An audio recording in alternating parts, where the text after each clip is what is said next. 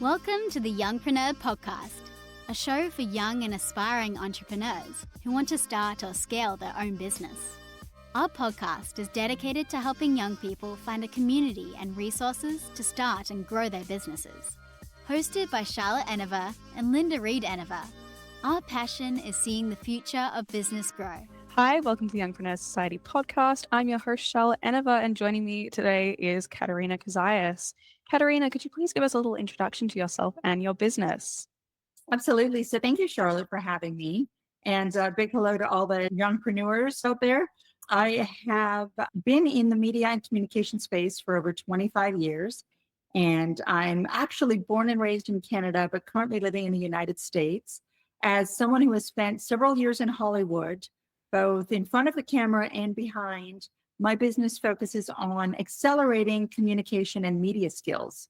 And one of the things, Charlotte, that I love about having founded our company called Charismark Communications, which is short for charisma that hits the mark, is that, especially ever since COVID, a lot of the way we interact and we communicate has changed. And it started with the flip phone, and then it went to the internet, and now 90% of the conversations we have, whether it's with people like yourself or my grandmother, are happening on video conference call. So part of what I do is work with people to get them really excited about how do you communicate in a way that actually lands. I love that so much. It's such an important part of the business world, especially recently, like you said, in the way that it's changing. So what inspired you to start your business? So this is an interesting one, folks, and I think it will be timely for you. I had, as a little girl, wanted to be a television host. So that was my dream. I would run around with a, hairbrush and pretend I'm hosting the Olympics. And I had very lovely but conservative parents who were like, "Oh, you don't want to move to Hollywood. You're a small town girl. You're going to get swallowed up. Maybe you do something a little bit more traditional and conservative." And so you're 18, 19 years old and you're trying to figure it out. So I went to a little bit of what I consider the safer route and studied business and finance in university. Graduated. I was a third-year intern with an oil and gas company, and they offered me a permanent position after graduation. So I thought, okay, great. I was thinking of going to do my master's degree or my MBA. And I thought, I have a job that's willing to pay me pretty good money. Maybe I'll stay for a year, get some money in the bank, and then I'll consider going and doing a graduate degree. Next thing I know, Charlotte, 10 years went by because you get a little caught in the rat race. Bigger office, better title, better benefits. And I wake up one morning and I'm 29 from 19. And I'm like, wow, I'm still in this small town. I'm still in this position that I never really wanted to be in the first place. And now 10 years of my life have gone by. I always wanted to go to Hollywood. I always wanted to be a television host. So maybe I'll go do it now. And it's funny because I quit my job. I got a big bonus. So I thought, oh, woo, I'm almost 30. I'm retired. And I took 2 years off. I went and traveled the world. And then the little voice was saying, hey, you should go pursue your dream. And the other little voice on the other side started saying, who the heck are you to go to Hollywood now? Now you're 32. Now you're too old. It's too late. And so one of the things that I'd like to bring to the attention of everyone listening is there's always going to be those little voices, whether it's from your teachers, your peer group, your parents, or even internally. And it's always a challenge, I find, to really zone into your true north. To make this a little bit quicker of a story, I finally, at the age of 39, decided I was going to move to Hollywood and pursue my dream of being in front of the camera, being a television host, et cetera, et cetera. And within 1 year, I was interviewing Sharon Stone, Sting, Elton John. I was hosting a number of my own shows. I was reporting from the red carpet at the Oscars and the Academy Awards. And so my point in telling you this is you can pursue your dream. It's never too late. And the thing that finally got me to Hollywood 20 years later was I had a friend of mine, and she said to me, you're not too old. You're not too late. You're only 39. But I want you to do an exercise, Katerina, and I'd like to share this with your audience. I said, okay, sure. What's the exercise? Meanwhile, I had done traditional media PR, communications training, all of this. But, again, the little dream hadn't happened. And she said, I want you to go home tonight, pour a glass of wine, and write yourself a letter from the age of 90. What would your 90-year-old self say to your 39-year-old self right now? And I thought that was a really interesting exercise. So I went home, poured a glass of wine, ended up drinking the whole bottle during this exercise. And my 90-year-old self literally wrote my 39-year-old self a message, and it said, get your head out of your ass. You are talented. You are gorgeous. You are healthy. You are energetic. Go pursue your dream. And really, Charlotte, it was the easiest thing that ever happened to me because I was in alignment. So That is amazing. Thank you for sharing that. For anyone listening that may be feeling a little bit confused as to where do I go? What do I want to do? Some people are very clear. I want to be a ballerina, and I knew it when I was 3. And other people are not as clear. But if you can gain a little bit of stillness and really look at what do I enjoy doing and what would I like to be doing every day, whether or not I was being paid for it, I think that's a really great indicator. Thank you for that exercise. I think currently I'm studying a Bachelor of Arts, and for me, figuring out where to go after that has definitely been a little bit rough. But I think with that, I'm definitely going to use that, and I think it'll get me there. Yeah, I think it's a fun exercise. I'd invite you all to do it. Yeah. How do you maintain a work-life balance in your very, very busy life? Yes. And so now in my very, very busy life at the age of 49, I'm giving you guys the whole gamut. I run 2 media and communication companies. I'm the founder of several organizations and networks, and I do balance work and home. I have a 14-year-old bonus daughter who's lovely. And so I have a very domestic chapter. I will tell you honestly, Charlotte, every year that goes by for me, the work-life balance becomes trickier. Why? Namely because we all have one of these in our pockets, and this thing does not turn off, right? Whether we want to or not, we will get a ding or a bing or a ping at 7 a.m. and 11 p.m., and it's constant. So one of the things that I've really made an effort to do, especially the last 18 months, is to tell my colleagues and the people I work with that I'm sorry, by 7 p.m., I will not be responsive, because I do want to honor the time with my family. And I think it's also really important to allow yourself some downtime to pursue some other things that you like. I love reading. I love playing golf. I love skiing. And if we don't allow ourselves to refill our batteries with things that we love, especially as entrepreneurs, we can work around the clock. And I've done it, and it burns you out, and you don't get too much further necessarily. I'm not saying don't work hard, but you want to be conscious of your boundaries. Thank you for that. I think I see it a lot with a lot of my friends who are getting into the entrepreneur space now. Gen Z's gotten famous for their boundaries and everything. We should be great at this, but we're not, because the boundary between you and your phone is so thin. And if everything's on your phone, then you're just going to look at it anyway. You're always on it. So I have another exercise. May I share it with your audience? Yes. Okay. I take a tech break twice a year. So what does that look like? I'll leave the family at home. They know me. And I will go and I'll rent an Airbnb, or you can stay with an aunt or an uncle, someone that's not in your regular physical space. And I will literally spend 4 to 5 days with absolutely no technology. So laptop, phone, go into the car. I will unplug all clocks, anything electronic, no radio, no nothing. And I will literally go away for 3 to 4 to 5 days. I will wake up when the sun comes up. I will go to bed when I'm tired. I bring my books, my journals, my meditation, and some food.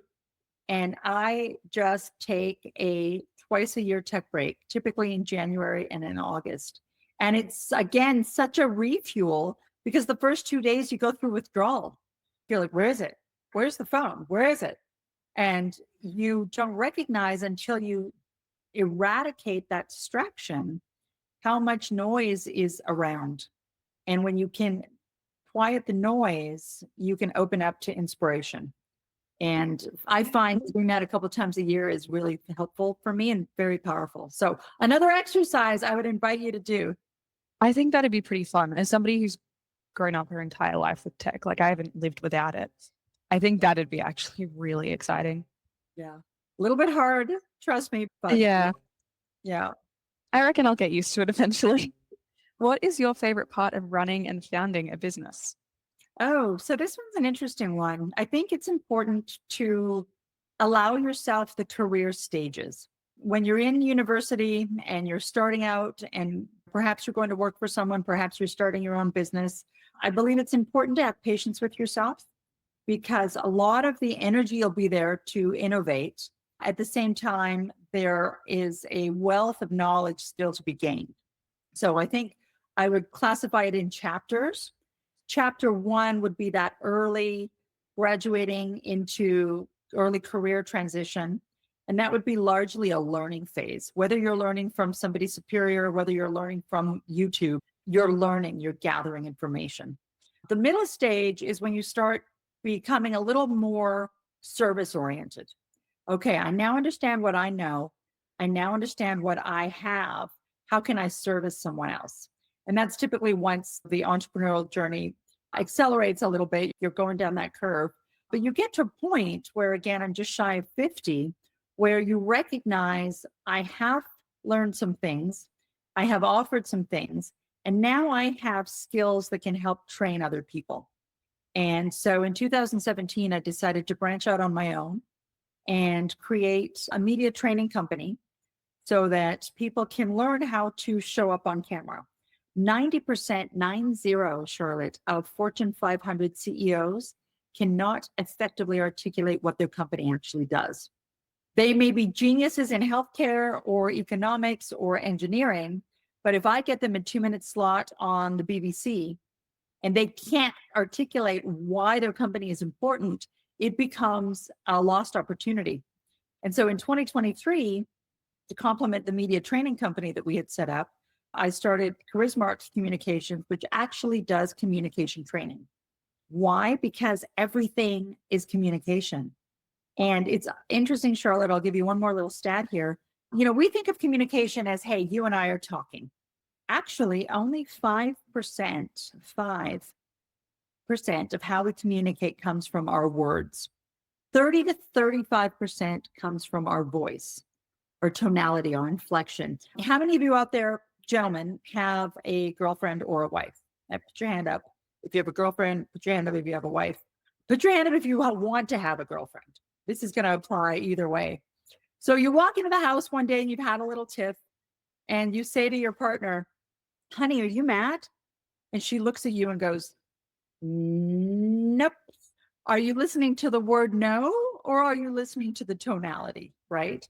And so communication largely comes from our voice, but that leaves 50 to 55% that comes from our body language.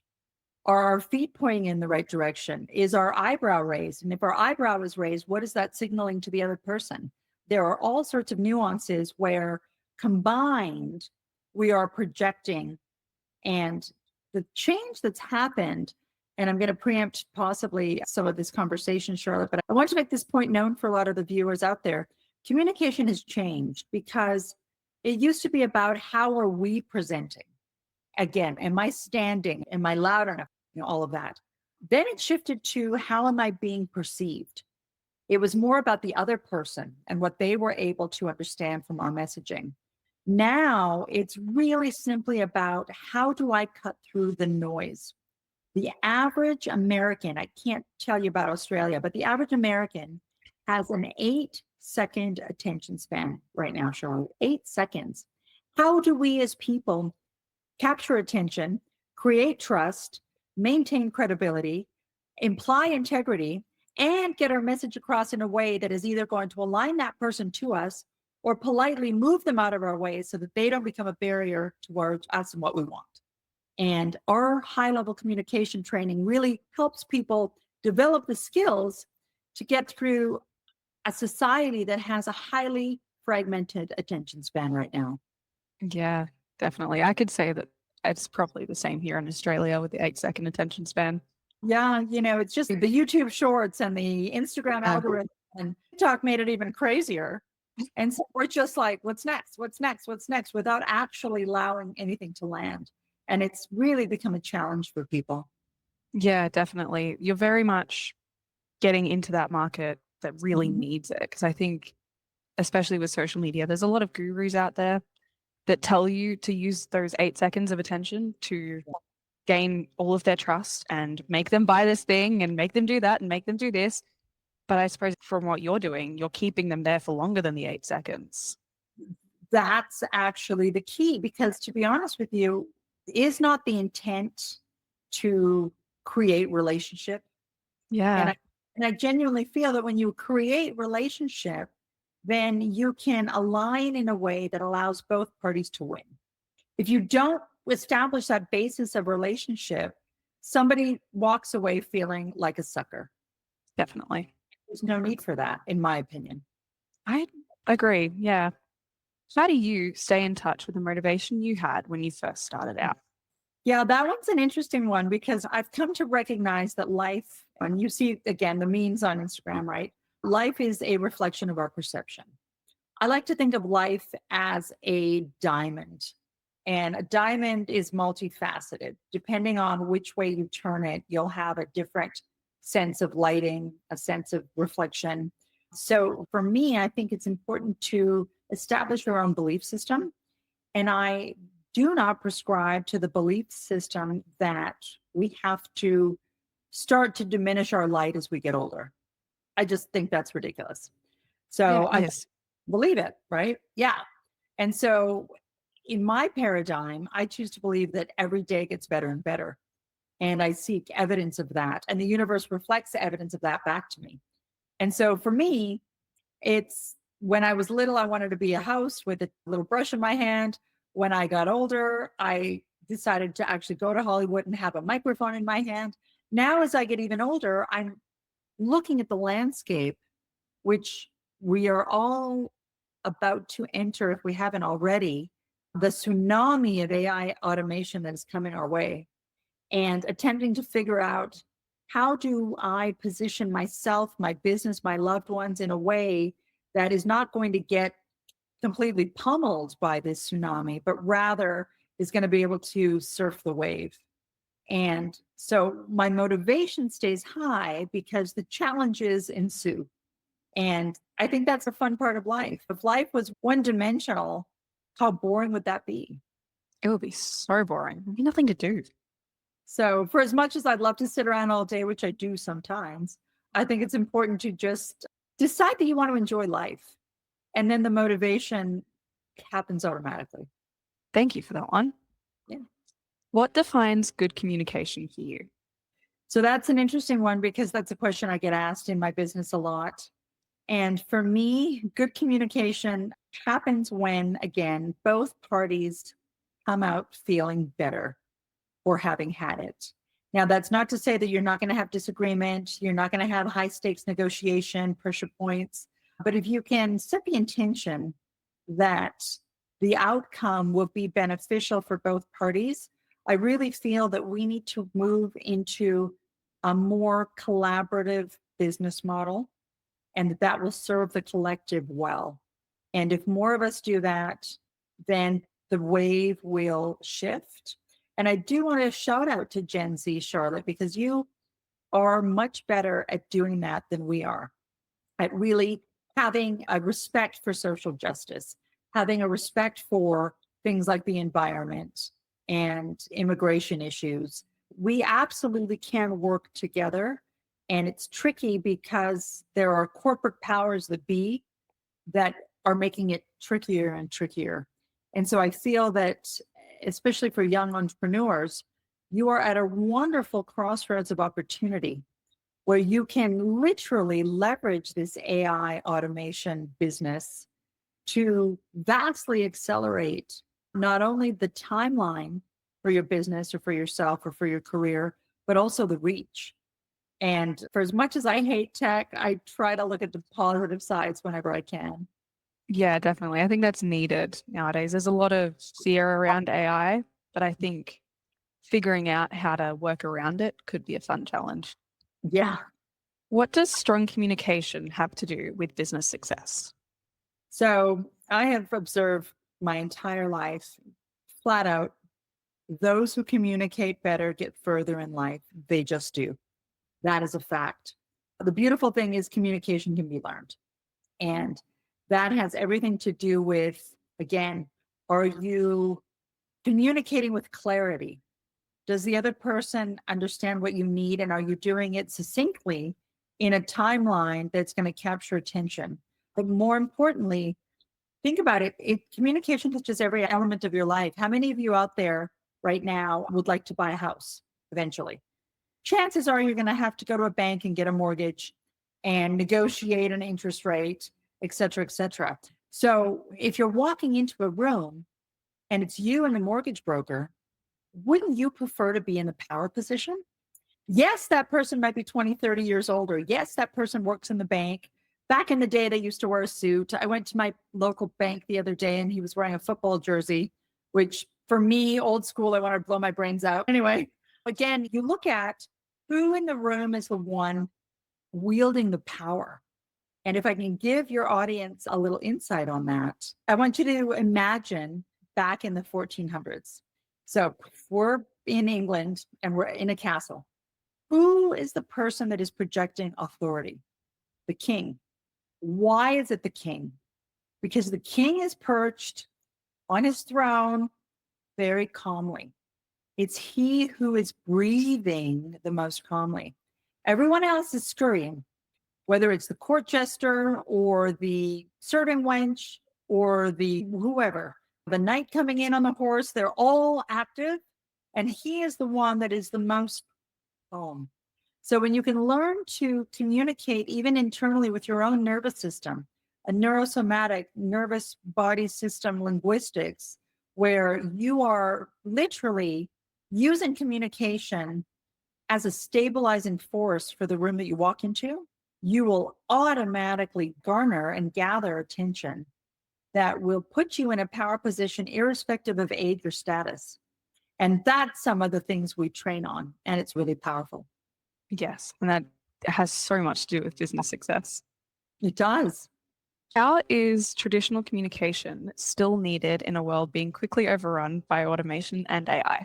Yes, this one's interesting. For those of you who might be going out and wanting to build your own companies and you want to leverage AI, please remember the human element. I read a study just yesterday by Gartner. They are a global research consulting company. And they are forecasting that by the middle of 2027, which is a year from now, 50% of the companies who have in the last 24 months laid off staff so that they can bring in AI bots instead are going to rehire that staff back. Why? Because we haven't even started yet. And the world, as I mentioned before, is dealing with AI fatigue. A real human will offer empathy. A real human will offer judgment. And the human capital of what you're working with is going to become a competitive advantage. Communication is no longer a soft skill. It is absolute strategic success. And so for businesses starting out, yes, you want to save time, save budget, save on cost. And I genuinely believe the strategic advantage and the win will go to companies that manage both. And the human element requires a level of sophisticated communication that weaves in things like trust, things like integrity, things like responsibility, and knowing for the customer that when I call this company, I will get some attention. And it's been vastly eroded. And I believe the companies that reinvest in supplying their human components with skills acquisition will absolutely win the race at the end of the day. Yes, definitely. I can feel myself and a lot of people around me still reaching for that human connection, even more nowadays that we know that there's so much AI. Yeah. And it's hard, Charlotte, because again, like you say, you folks grew up with text messaging, right? Or you grew up with one-liners. And that's how you communicate. And I'm not saying it's wrong, but it's a shallow level of communication. Yeah. How much deeper can some of your relationships go? How much deeper can some conversations go? But I think it's also reflective of our society in 2026 to 2030 to 2040 even. We're living largely in cities. We're disconnected from forests. We're disconnected from soil. We're disconnected from food. Of course, we're disconnected from each other. And Yeah. so I would urge, especially people in your generation, yes, you want to acquire skills in finance or tech or sociology, whatever you're working on. You definitely want to be very conscious of developing communication skills that will parlay your essence before you even walk into a room. That is amazing advice. Thank you so much for that one. Yeah, I think I want to just encourage everyone that life is awesome. For as much fear mongering as media puts on us between unemployment and inflation and the homeless crisis, et cetera, I think when we take a step back and we actually look at the world, we can see that the trees bloom and the sun comes out every day. One of the things that I love to remind my family is every single night, the universe gifts us with a sunset. And that sunset is different every single night. If we just take 5 minutes and allow that magic of a different sunset every day, the next 24 hours are completely different from this 24 hours. And again, if you can equip yourself with the right people, the right support, the right mentors, the right social circle, life can be amazing. And I'll do a little plug for our company. If there's anyone out there that is looking to accelerate communication skills, we have several ways that you can work with us. We do one-on-one trainings. We have group cohorts. We have workshops. We have seminars. We have off-the-shelf, budget-friendly purchases. Acquire skills in whatever capacity you can, because they will simply help to fortify your toolbox. And that will only serve you in the long run. Definitely. I'm glad we got a little plug in here. That's the whole point of the podcast. Yeah, you want to, right? Yeah. Just go So check if out. we're all- It's CMC, so Charismark CMCmastery.com, and follow us, and we look forward to staying in touch. Perfect. I would like to thank Katerina Cozias for joining me on this episode of the podcast. I'm sure our listeners have taken away many lessons and insights from you. Thank you for all of your advice today and exercises. It was amazing. I also want to thank our listeners for supporting the podcast. You can find out more about Katerina and her business at cmcmastery.com. Thank you. Thank you for listening to the Youngpreneurs podcast. Like this episode? Remember to subscribe and leave us a review. And join us in the Youngpreneur Society, a community for young entrepreneurs to explore the world of business. Youngpreneursociety.com